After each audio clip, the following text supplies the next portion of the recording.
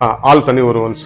இந்த கரூர்ல நடந்த சம்பவம் அந்த இன்னும் யாருக்கும் அந்த வலி வந்து இன்னும் குறையவே இல்லை, இது வாழ்நாளையில குறைய போறதும் இல்லை.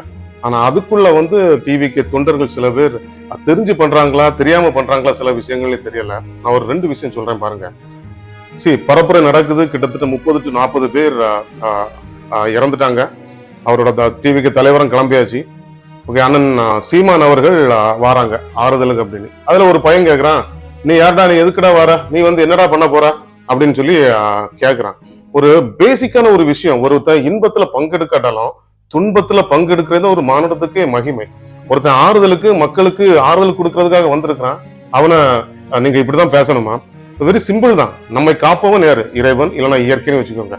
நமக்காக தோளுக்கு தோள் கொடுப்பவன் நண்பன், கூட இருந்து குழி பறிக்க யாரு? துரோகி, பச்சை துரோகி. நீங்க அந்த பச்சை துரோகியை விட்டுட்டு நீங்க வந்து உங்களுக்கு ஆறுதல் கொடுக்க வந்த அண்ணன் சீமான் அவர்களை நீங்க விரட்டுறீங்க, துரத்துறீங்க, அவதூறா பேசுறீங்க.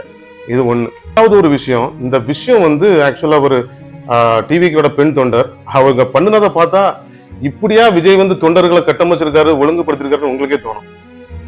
கிட்டத்தட்ட 30 to 40 பேர் இறந்திருக்காங்க. ஏகப்பட்ட பேர் சோசியல் மீடியால வீடியோ போட்டுட்டு இருக்காங்க. அதுல ஒரு பெண் தொண்டர் கேக்குறாங்க, ஒரு குழந்தை போனா இன்னொரு குழந்தை, ஆனா நமக்கு இருக்கிறது ஒரே ஒரு தளபதி அப்படின்னு. எவ்வளவு அசிங்கமா எவ்வளவு கேவலமா கட்டமைச்சிருக்கிறாங்க. இது ஒரு சிறந்த உதாரணம்.